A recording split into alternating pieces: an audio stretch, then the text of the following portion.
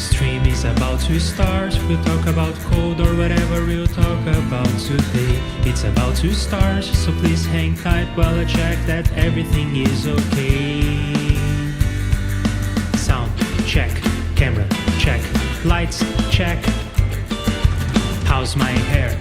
Oh, wait, I don't have any hair.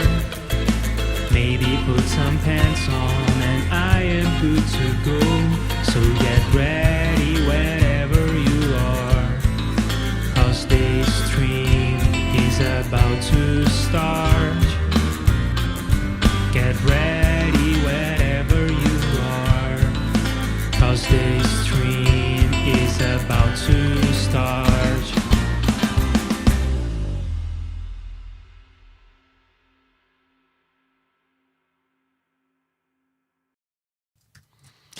Hi, my name is Leandro Facchinetti, and let's write some code together, shall we? Hang on, my camera is not working again. What the hell? I just tested, and it was working, and now it's not working. That is so weird. If I turn it off and on again, no. If I switch to something else, ooh, spooky. And then I was gonna say switch back in, but that's impossible. There is no option for my camera. It is off the grid. This is so weird. I guess I will just stream without the camera again, like we did a couple weeks ago, or a couple streams ago. Can I at least get my display size right?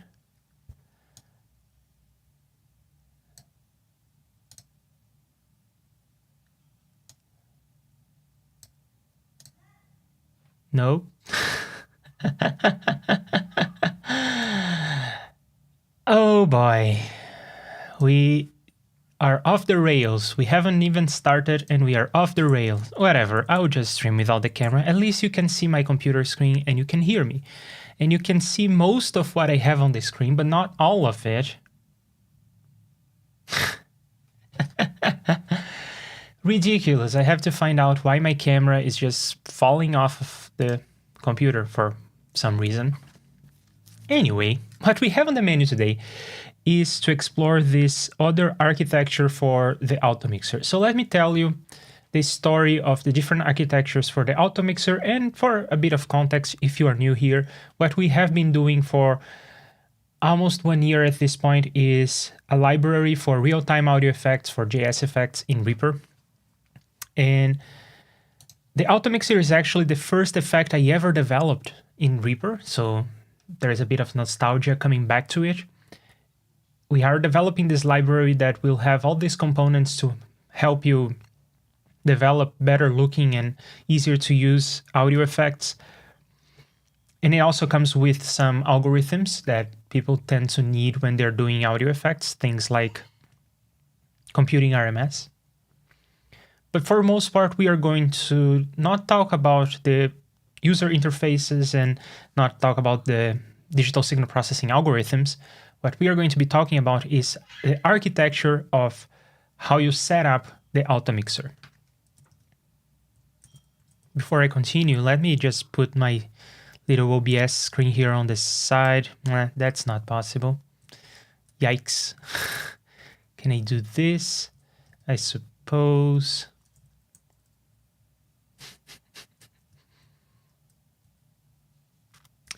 Okay, I think I have something. Let me just double check that at least my audio is coming through, supposedly.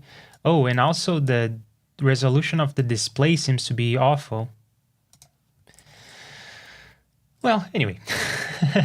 So there are two different architectures that I know of. Or perhaps three. I think there are three architectures that I know of. Let's cover them and then talk about the pros and cons.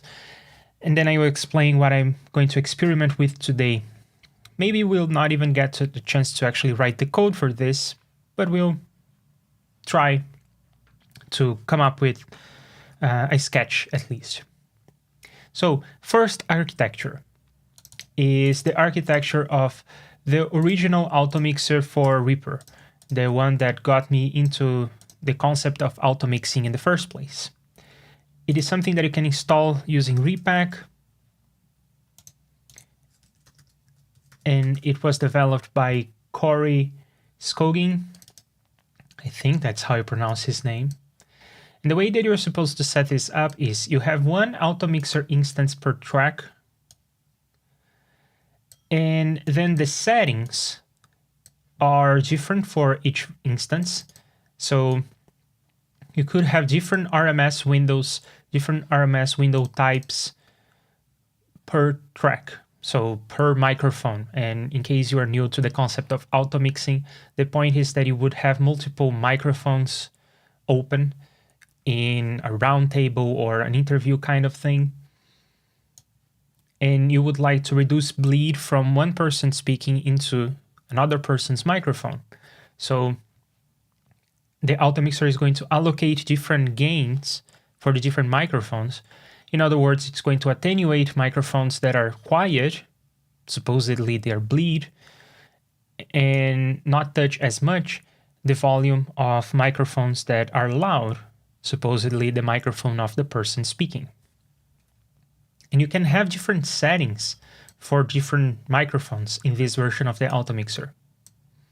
Also, the way that it works is there is this global space, and each instance is writing into this global space and reading from this global space.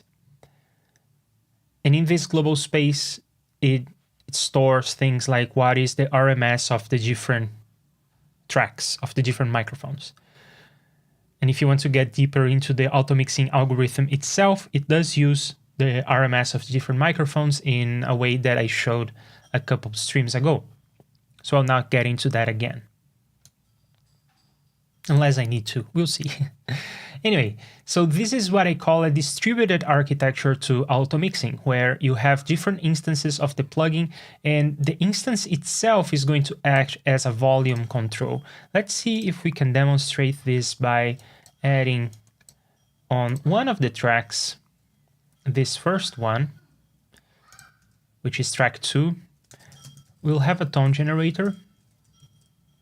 And at this point, because the whole streaming setup fell apart on the first minute of the stream, let me double check that there is no audio coming out of REAPER, because I don't want you all to have to listen to a sine wave. Anyway, so there is this tone generator in track 2 that is getting automixed.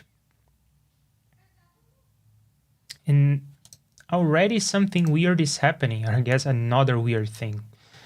And that is, I don't see any outputs. And I think I was supposed to see some outputs from the Automixer. Interesting.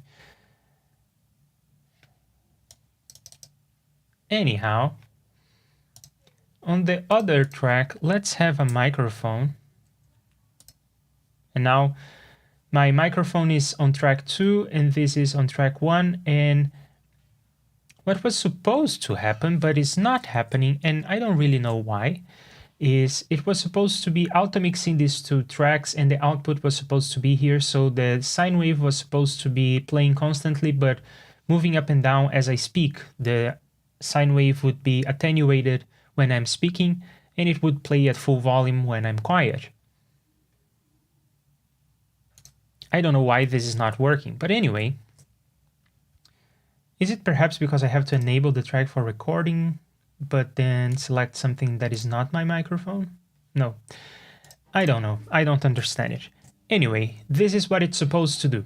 You're supposed to put the Automixer in the different tracks, and all the instances are going to communicate the RMSs between them, compute the attenuation that is supposed to happen on each track, and apply the attenuation on the plugin itself. So each version or each instance of the Automixer acts as a volume knob. That's the original Automixer that I know of, and the original implementation that actually from reading it, I learned most of my initial JSFX. That's how I got into JSFX. And Bo is here. Hello, Bo. It's great to see you here. Unfortunately, you cannot see me because my camera died again. I don't really understand. Something weird is happening. Anyway, at least you can hear me, I hope. Or maybe not. I see on YouTube a bar that says YouTube is not receiving enough video to maintain smooth streaming as such. Oh man, I don't know about that. I hope that you can see me. If you can, then please write something saying that you can see me all right, because my streaming setup is just falling apart and it would be nice to have some confirmation. At least on OBS, it seems like everything is okay. I can have a green rectangle here, or green square here, so OBS thinks that everything is okay. Go figure. Strange times.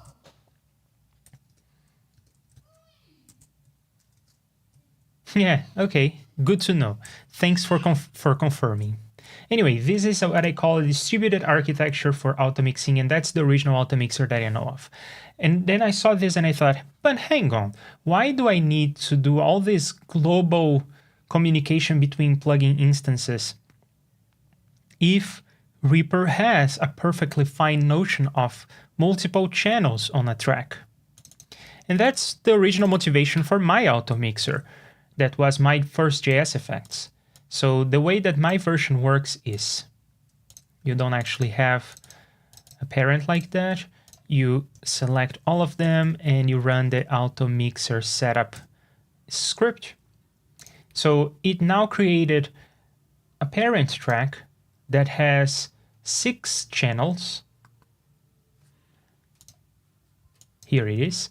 And then the 3 children don't need individual plugin instances. There is just one plugin instance on the parent, and it can see all 3 children independently to compute their RMS and compute their attenuation and do all the mixing and blah, blah, blah.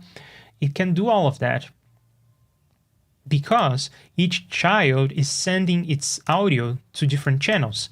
Channels 1 and 2, channels 3 and 4, and channels 5 and 6. So because they're sending to different channels, the parent has access to all the audio it needs independently. And this is better in some ways because it solves some tricky synchronization issues. And the issue here is if you have multiple plugin instances on different tracks, there is no guarantee in terms of timing. One may be ahead of the other by one whole block. So its RMS computation and everything would be off by one block. While my version doesn't suffer from this because Reaper will synchronize all the children before sending them to the parent. Suppose that you had a compressor with a sidechain kind of thing. You would like all the channels to be in sync so that the sidechain is in sync with the main audio that you are compressing. And in the Automixer, same story. And the advantage of this is, of course, the synchronization, which is more correct. I would also argue that it is more intuitive to set up, but this is debatable because using multiple channels on a track and routing children to different channels seems a bit of a hassle. That's why I created a Reaper script to do that for you in the first place. But anyway, this is what I call a centralized architecture to automixing as opposed to a distributed one. And the disadvantage of the centralized architecture is that it relies on Reaper being able to route audio in these crazy ways, which is okay because this is a JSFX, so it only runs in Reaper for the most part, no worries. But now I am interested in creating a C++ version that can work in other DAWs. There are people who are editing podcasts in Logic. There are people who are perhaps editing podcasts in, I don't know, Audacity, and they can load VSTs and audio units all right. So I thought I would make my Automixer as a VST and audio unit in C++ so that people can use it. But these other DAWs may not have this clever and sophisticated routing situation that Reaper has.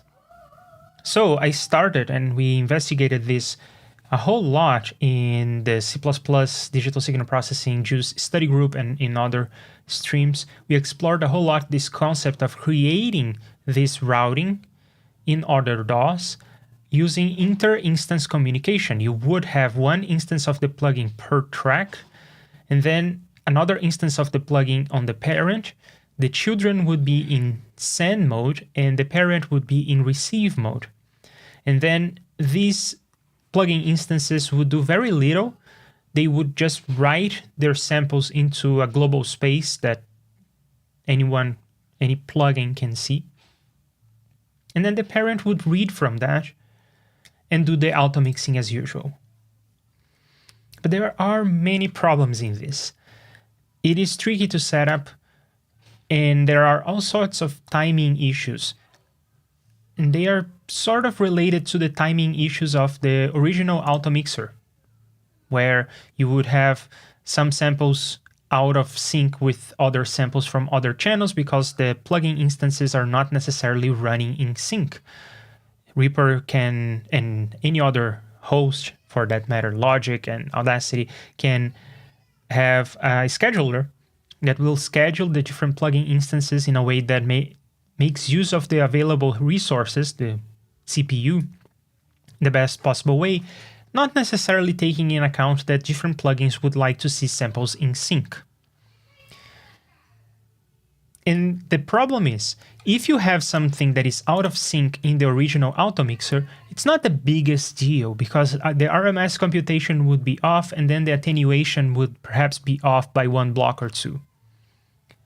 But if I do something that is less than perfect in this other situation where I would want to route audio from the children instances to the parent instance, if things get out of sync, then the literal audio would get out of sync because the children are not really producing the audio. They are just sending the audio to the parent, and the parent is playing back the audio. So if there is some sort of syncing issue, the parent could be playing audio that is out of sync. And that's terrible because it means that the bleed would be out of sync with the original microphone and all sorts of phasing issues could occur. So what I'm interested in exploring is kind of a mix between the two architectures. It is closer to this architecture that I'm calling the distributed architecture. And it will not be as simple as this in the sense that if you change the RMS window, it will change for all plugin instances, which is, I think, it makes more sense. I don't think it makes a lot of sense to try to compute RMS for different microphones with different window sizes. And we will have a lot more parameters than just the window size. So we'll keep everything in sync, but it will be this distributed architecture. And with that, the tracks themselves will be producing audio. So the RMS computation and the graphics and everything may be out of sync ever so slightly, but it will be almost unnoticeable. I think it will be actually unnoticeable. And you will still be just producing audio from the tracks as usual. The Automixer will just act as a clever volume knob. And there will be more things that I would like to do. For instance, I think it would be nice to have different Automixer groups. So perhaps we would introduce this notion of a group, and then 5 microphones could be part of group A and 3 microphones could be part of group B in case you have an interview with 5 people in one studio and 3 people in another studio connected over the internet, that kind of thing.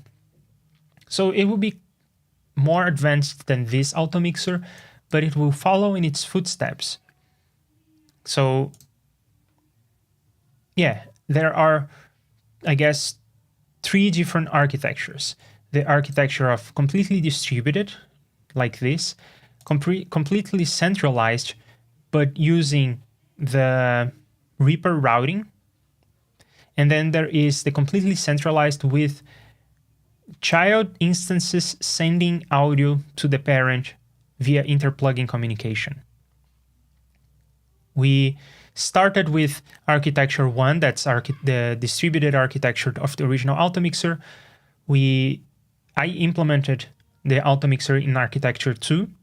We explored architecture 3, but it's falling apart, so we are reverting to architecture 1. And the good side of architecture 1 is that supposedly it works in any DAW because you can just load plugin instances on different tracks. They don't need to have multiple channels on a track. They don't need to be clever in any way. As long as the plugin instances can communicate between themselves, and they should be able to in C++ just fine using static variables and whatnot, and in JSFX using the global memory. As long as that is available, we should be able to pull this off. Yeah. Oh, hang on. No video as in the... At least in OBS, I see stuff moving. Let's see if I can see stuff moving on YouTube as well. And hello, Tail. It's good to see you here. Unfortunately, you cannot see me because my streaming setup is just falling apart. But hey, I see on YouTube, it shows to me that the video is working. It's just my camera is off. And I tested the camera before I went to my starting soon screen. It worked. I went to the starting soon, came back. The camera is no longer here. Yeah, it's just crazy. I don't know what that's about. Anyway, so let's start implementing this notion that I just explained.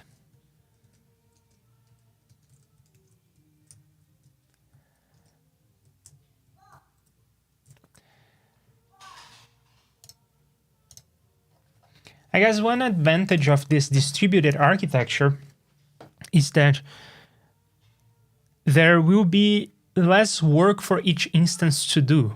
Overall, the work is the same. You still have to, for instance, compute the RMS of every microphone. There is no getting around that.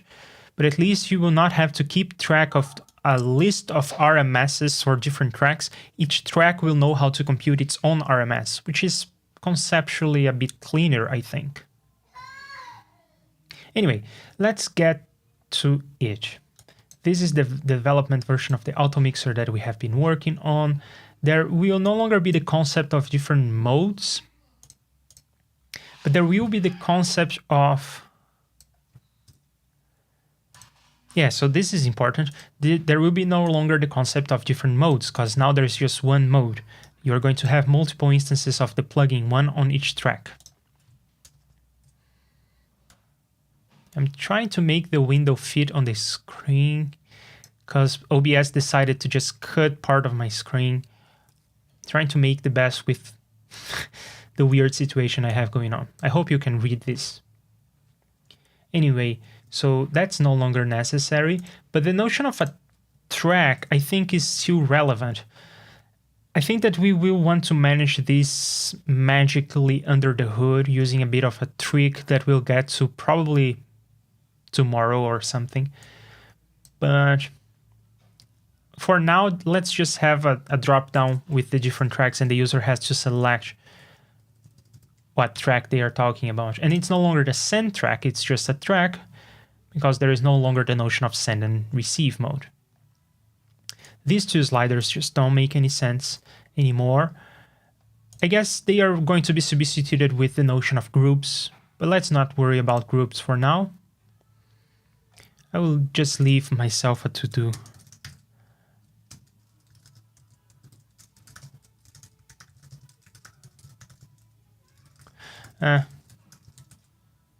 Groups for different Automixer groups. Great comment. And then the notion of channels per track also doesn't make sense anymore. And what's even cooler, you can have some microphones that are mono, some microphones that are quadraphonic, some microphones that are stereo.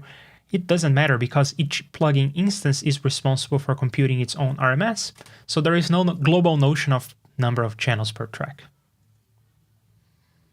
And the notion of RMS window length still makes sense. Let's keep that slider.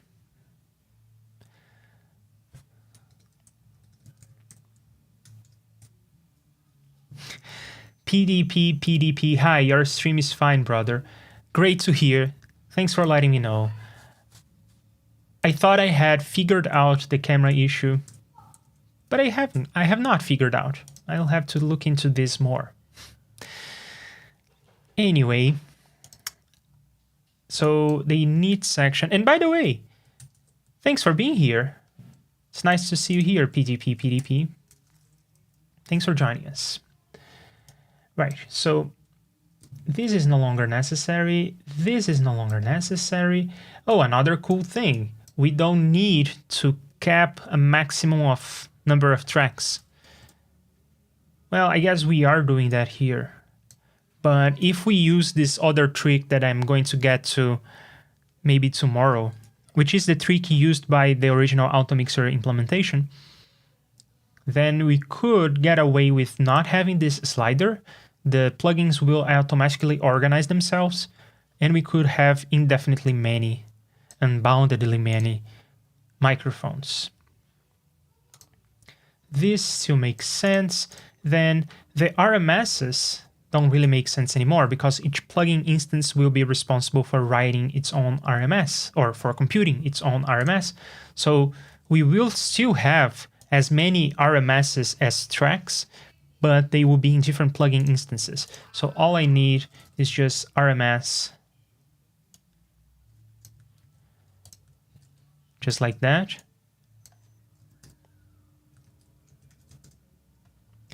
Then for the sliders, I don't think we need those. We don't need that. And we don't need this.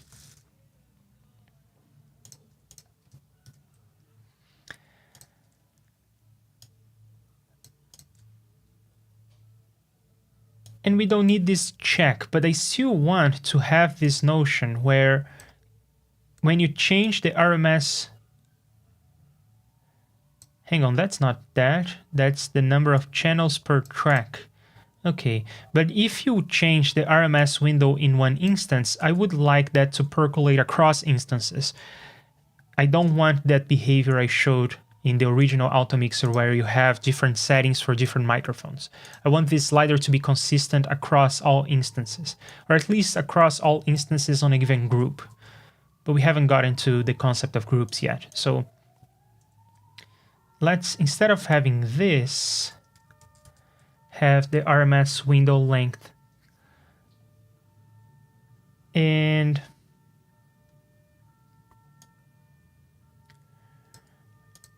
I guess I will not store in the, so yeah, the point of this global space is that it will be used to communicate between plugin instances, but I don't think I will communicate the MS version, the milliseconds version. I will communicate the samples version. So let's compute that variable using this formula or this function call. So when you change the slider, this will be immediately computed into that, and that's what we store globally to allow the synchronization of the slider between plugin instances. Great. The serialized block doesn't change. This will change. Instead of having that, we'll have something like this.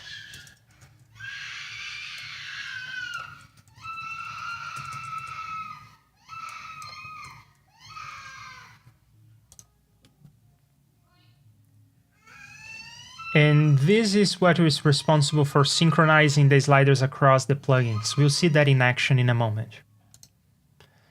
Then the number of channels here is really this. I would just compute the RMS. Hang on. I was going to say I'm going to compute the RMS of all the channels that existed in the track. But I think I will need to have a slider for this at some point.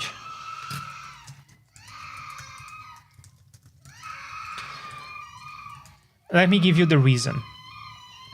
I can just take this variable that is given to me by REAPER, and then I know how many channels there are in this track, and then I compute the RMS of all these channels, and that's all right. The problem is, and that's not only all right, but it also removes repetition from the code, which is nice. And it is just automatically supporting multiple channels. So if you have a quadraphonic microphone in your interview setup, it's a bit crazy, but if you had one, it would just work. Are there quadraphonic microphones? I guess the spatial microphones that we talked about with Aria, they're probably quadraphonic. Yeah, they have 4 channels of audio coming into them, but it wouldn't make sense to use an Automixer on that. Anyway, it would just work. The problem is, suppose that you want to do some processing on the track before you hit the Automixer on each track. Then you would be perhaps doing some sidechain compression, something crazy. And then you would have multiple channels on the track, but you don't want the multiple channels to be included in this RMS because they are the side channel. They are not supposed to influence the computation of the auto-mixing. They are not even heard, these tracks. So for now, I will just use the number of channels on the track, but later I will want to have a select, which is something that I will want to have for every plugin I develop. So I guess by default, it's going to be in stereo mode, but then you can turn on multi-channel mode and it would use this variable instead. But for now, I'll just use this variable and we'll have multi-channel mode to begin with. Okay, so then we can get rid of this whole block that has to do with sending audio into the global space. Just get rid of that. Then this check can also go away because we are always in mix mode. Then this circular buffer, the circular counter for the circular buffer was used to communicate streams of audio between instances. That can go away too. See how this is simplifying the code? That's great.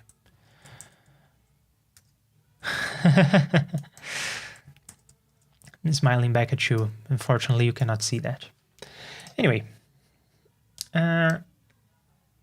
this is no longer necessary.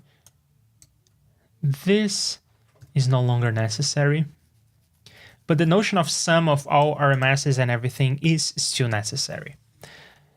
But we'll get to that in a moment. First, let's compute the RMS of this instance, of this track. It will be a loop similar to this. So let's grab that. And we start with channel 0. Then we add to this RMS, the only one. We don't add all of that. We add the sample for that channel. And that's it. That's it. That's all you have to do to compute the RMS of... This is all you have to do to compute the RMS of one channel. Sorry, one track. This is all you need to do to compute the RMS of one track. You just loop over the channels and you add the samples from all those channels into the RMS computation. Great. So with that, we have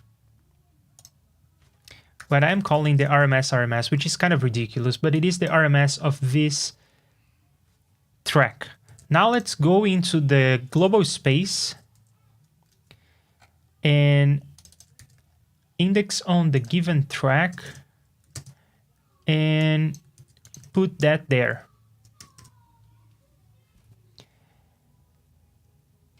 And I guess I will, as another quick hack, this is a quick hack because it needs to be treated automatically. Here on this original implementation of the Automixer, you can see that you don't have to select different tracks. Automatically, it will find separate tracks. So this is kind of a hack. And I think there needs to be another kind of hack where I just have the total number of tracks given to me by the users. This is a quick hack. It will be the number of tracks, and I just need this to do the computation correctly and to find the RMSs from other tracks correctly. Both these sliders will go away at some point. And I guess I want a gap. And I guess this probably should be the first one.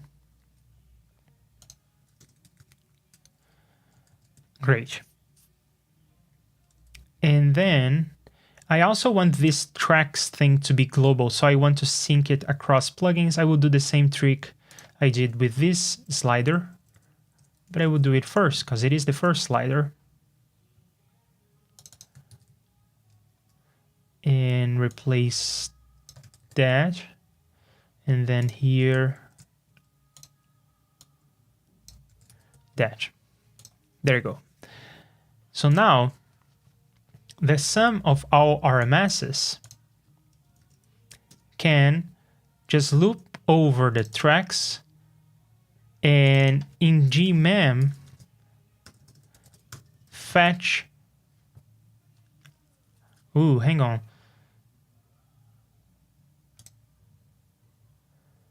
I am missing this variable, and this will clash with that name. Let me rename this variable real quick.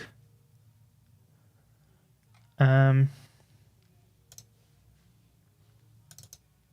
guess I will call this instance track. No, instance is a reserved word. I guess I will call it current. It's not the best name, but it is what it is. I guess I could even do instance here. No, it is a reserved word, even in that context. Okay, so now I need to find the places where I use the track variable, which should be just here. Perfect. And with that, I can do a loop like this.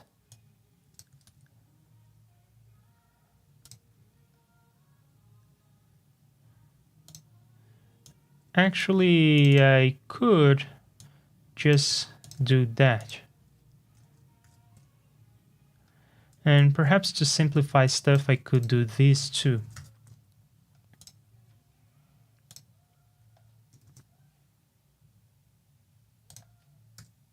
So you see, each instance is writing its own RMS into the global space, and each instance is computing the sum of all RMSs that have been put in the global space by the different plugin instances by looping over them,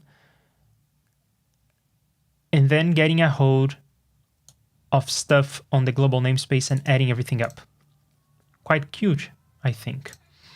Very cute logic. And then this can go away.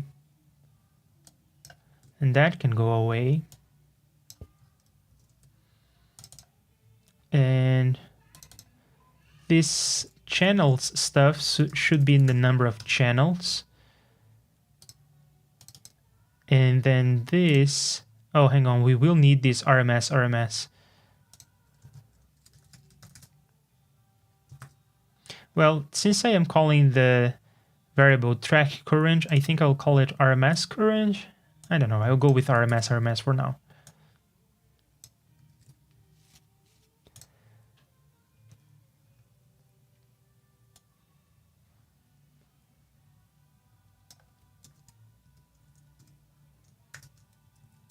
Then I apply the attenuation on the different channels, and that's that.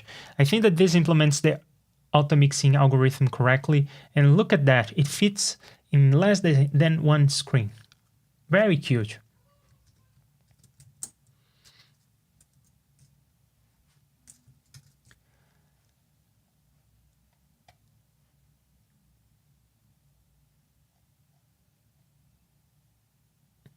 Hello, Fotis. Are you a programmer of sorts? Yes, Fotis is a programmer. How come not yet? You are a programmer. You have a plugin under your belt, and you are studying with the C++ study group. If you're interested, go to the link in the description of this stream. Anyway, you are studying C++. You are reading that book. We haven't talked about that book recently. Yeah, we should talk about it next meeting, which is probably tomorrow or on Wednesday. Yeah, Fortis is an audio nerd. Automagically. Yeah, it's not my invention. Okay, if you can do custom actions in REAPER, especially if you can do cycle actions in REAPER, you can go to programming in Lua with relatively little effort, because custom actions, they require creative thinking and require stitching things together in pretty much the same way that you do in programming. It's just that instead of using text, you're using the REAPER interface and dragging and dropping the actions to make a custom action. And in the case of cycle actions, you're copying and pasting action IDs. But I bring up cycle actions because they have conditionals, they have notions of state. So if you get that, you are close to being a REAPER scripter for real. Yeah, yep. All right. I promised that this sort of implements the auto-mixing logic. I also promised that some parameters are going to sync. I promised a lot of things. I wonder if I should test it. I'm not sure I'm ready for that. Let's go over everything just one more time. I'll quickly scan what I have.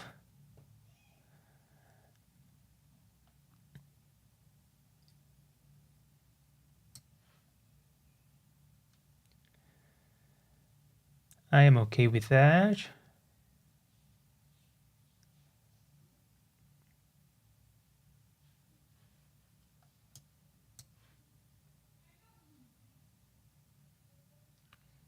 I am okay with everything that I see. Let's commit and then test. All right, so for this version of the Automixer, I'm going to get rid of all these tracks. Fun bug, isn't it? I had this for the longest time. When you delete all tracks, you get this glitchy thing. And these are not real sliders, these are not real tracks, it's just a glitch in the user interface. If I drag this, it goes away. Fun stuff. Right, so again, 2 tracks. One is the microphone, another is a tone.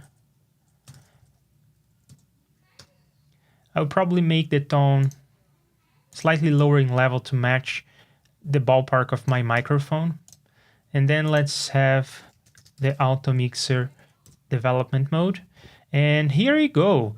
We are producing loud noises. It is a good thing that it's not outputting anything, because there is somewhere a bug in the code that is making this a very loud sample.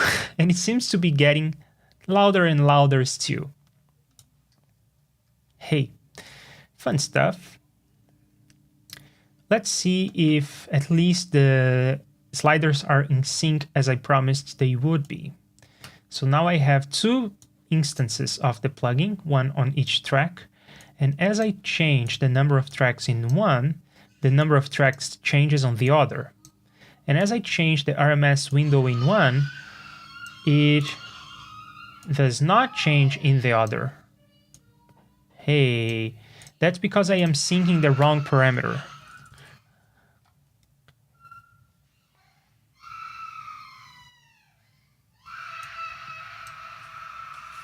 I am syncing this computed parameter, and that's not what I want to do. I really want to sync the milliseconds version, because that's what's on the slider. So let's try that.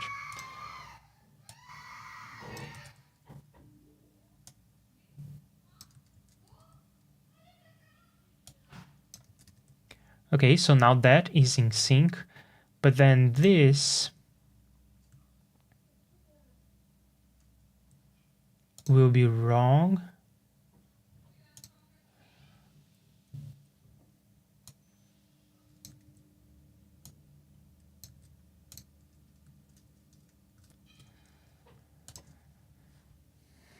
I guess what I will have to do is not something I love, but I think it will do for now. I will just check.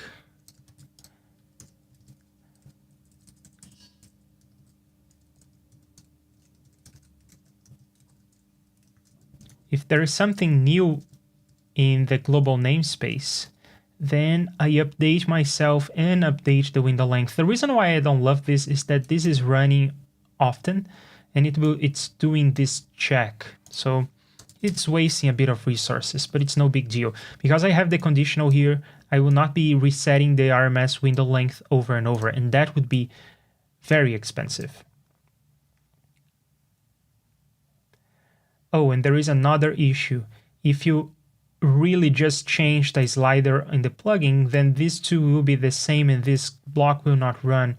So I have to copy and paste this here as well. I really, really dislike how this pans out, but it will do for now. Let's load the plugin again and see that now the sliders are syncing.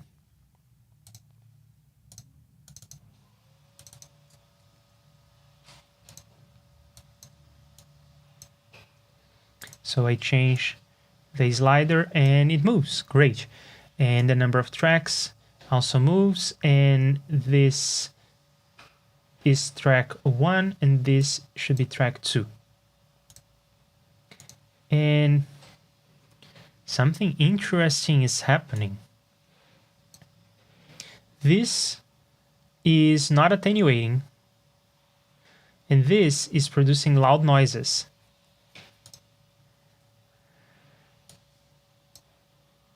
Okay, but at least it seems like the interplugin communication is working, because when I speak, this instance is sending new RMSs that are being used to make the sine wave jump up and down, as you can see. So this is the channel with the sine wave, and instead of being attenuated, it's being boosted, but at least it's being boosted with respect to my voice. And the window length also kind of makes sense. If I make this shorter, then it's bouncier, and if I make this longer, then it's smoother. So it seems like I accomplished the goal, except that there is a weird bug going on, and we'll have to find out what could be happening. But let's commit what I have first, and then perhaps we will need to write some debugging code. Let's see what the attenuation looks like. That's a huge number.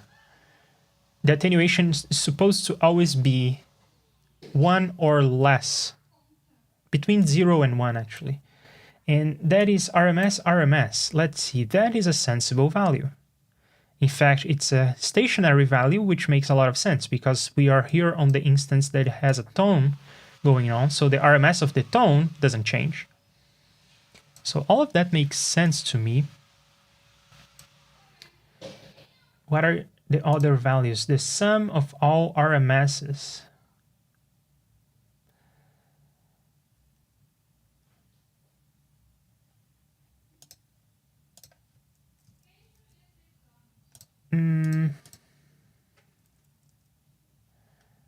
I don't know. I don't see any issue.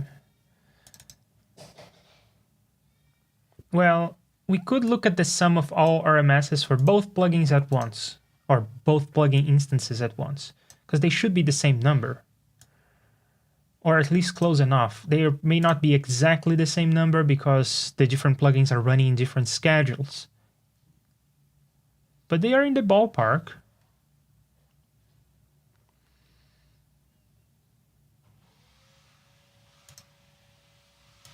So coming back to the sine wave version where the RMS is fixed. So this is that number, 0.05, and that's fixed. The sum of our RMSs is in this ballpark. Note that the sum of all RMSs does not make sense. Because if this is the RMS of this track, then the sum of all RMSs is supposed to be bigger than this number. Why is it not bigger than that number?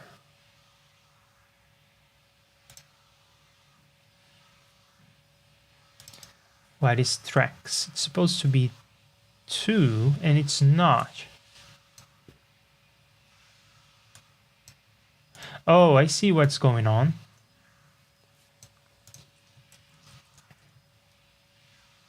And I will fix the issue right away. The problem is, tracks is a variable that is a drop-down. I need to add 1 to this. So I'll call this the slider. And then here in the block section, the number of tracks is equal to track slider plus 1. So if it is in position 0, it's 1 track. If it's in position 1, it's 2 tracks, and so forth. That makes sense. Another try.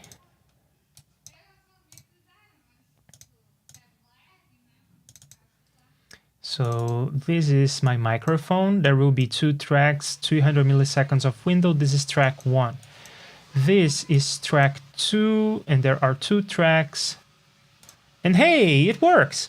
As I speak, you can see some attenuation on my microphone because of the sine wave, and you can see the sine wave bouncing up and down as I speak, so it's kind of ducking as I speak. That's an Automixer in a distributed mode. I did it! Hooray! Let's see what you all have to say. Let's celebrate together.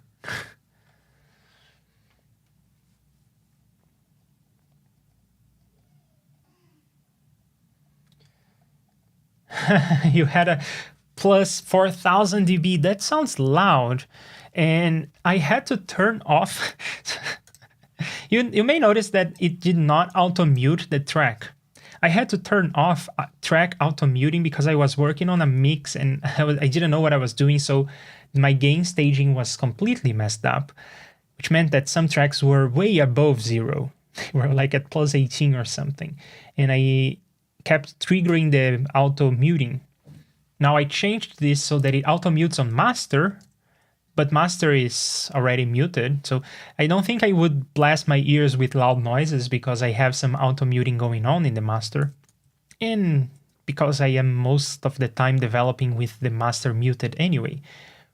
But in any case, I thought it was fun that I had to turn this off because of a mix, and perhaps I could just turn it on again. But it is kind of funny because if you had the feature that prevents loud noises in Reaper on every track, which is more sensible anyway, because you could have an output on a track and then that would not be protected by the auto-mute. Anyway, I think it's kind of fun to have the auto-mute off because then you see the 4000 dB kind of thing going up. Interesting. Now I understand what the debugging page is used for. Wow, it just dawned on me. Oh, great. You literally see the guts of JSFX. True, and that is one of the things that I love about JSFX. In C and C++, it is somewhat possible to inspect variables like this, but it's much more troublesome. You have to load a debugger into a separate process, and then you have to watch variables that you're interested in. And this is just updating automatically, auto-refreshing, and all the variables are here, all the global ones anyway. And if you are interested in some variable that is not global, let's say that I'm in the library. So this is the Automixer, and this is the library that we are developing that the Automixer is using.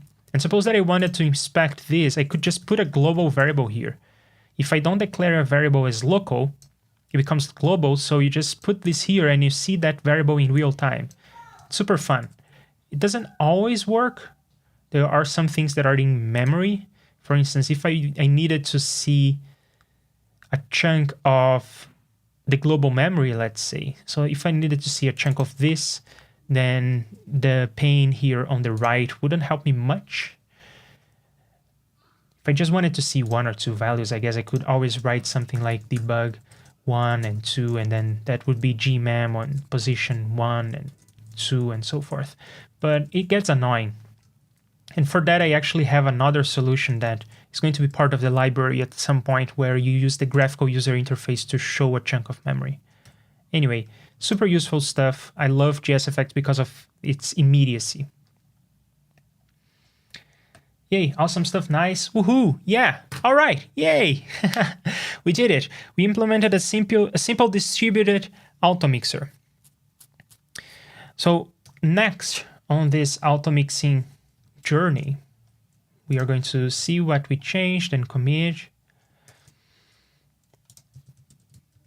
Yeah, okay. So next on this automixing journey, before I talk about what's next, I should say, again, the consequences of going with this architecture. So now it could be the case that my RMSs in the global namespace, so this RMSs over here, if the different plugins are running in different schedules, it could be the case that the global memory is slightly out of sync and the RMS of one track is one block away from the RMS of another track. And then you compute the sum of all RMSs, and that's wrong. But it will be close enough for non-pathological signals, for real microphones running real interviews. It will be okay. No one ever complained about the original Automixer by Corey, not on the REAPER forum anyway. So it will be okay, and there will be no audio out of sync. There will be no phasing issues. There will be no desync of audio, and you can still just rely on the DAW, in this case REAPER, but it can rely on any DAW to do the actual mixing. So these plugin instances are now just fancy volume knobs, and the DAW is doing the summing for you as usual. So conceptually, perhaps this is also a bit simpler for people to understand. I hope. You'll see. Anyway, what's next is I want to look into this issue of coordination between plugin instances so that the user doesn't have to specify the number of tracks. The user doesn't have to specify the specific track that they are on. The plugin is supposed to pick all of this up by itself. So it requires some inter-plugin collaboration, and it will be tricky, but it will be fun. So we'll look into that next time, which may be tomorrow or maybe on Wednesday, depending on our meeting of the C++ Digital Signal Processing JUICE study group. And if you want to be part of that, make sure to go to the link in the description below. Let's see what you all have to say, and then we'll get out of here. And I will go scoot. Yes, I am still in the scoot mood. Thank you.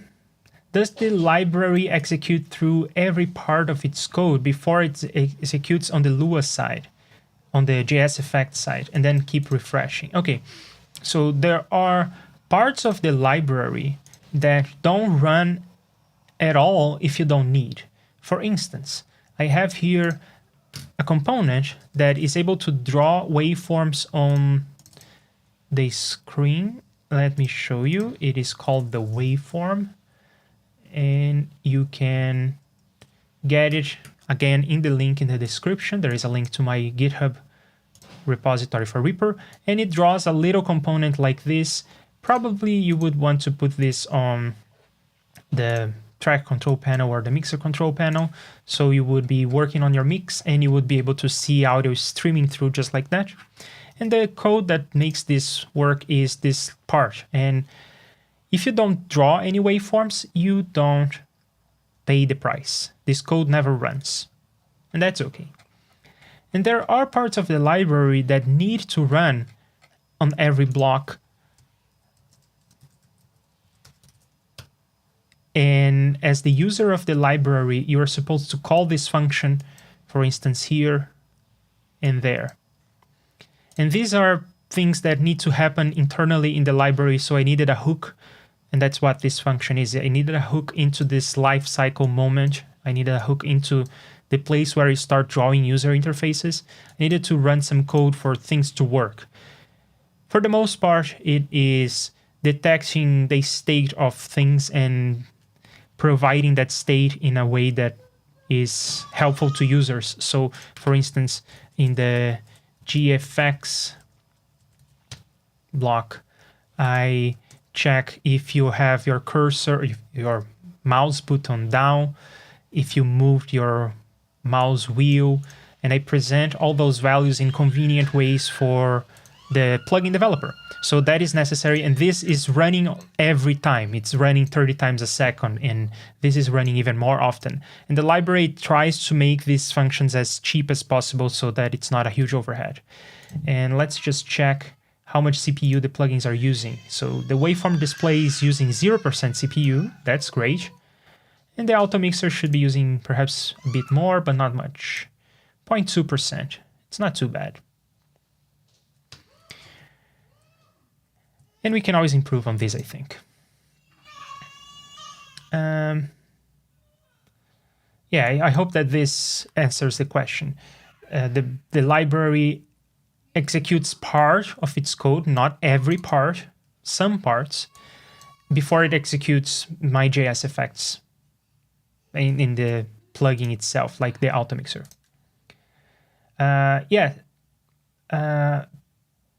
Putting that window on the track. See, so it's sort of a subroutine call. Exactly. Yeah, it is called a function, but that's a terminology thing. In JSFX, we call these functions and not. See, yeah, they're called functions and not subroutines, but you can think of them as subroutines if you prefer the terminology. Right. Okay. So let's get out of here and get into the scooter and scoot into the sunset. Thank you, PDP, for joining me on the chat. Thank you, Bo and Fotis and Tail. I see you again tomorrow, either for the C++ study group or for more of the Automixer. And we'll be looking into inter-plugin collaboration. Thank you very much for joining me. I hope to figure out this camera issue by tomorrow, and I see you then. Have a good one. Bye. Thank you for watching the stream. You know how great it has been. Or maybe it sucked, and I am glad that you stuck with me. And soon we'll all be back together for some more coding or talking or chilling. The next time I'll be streaming.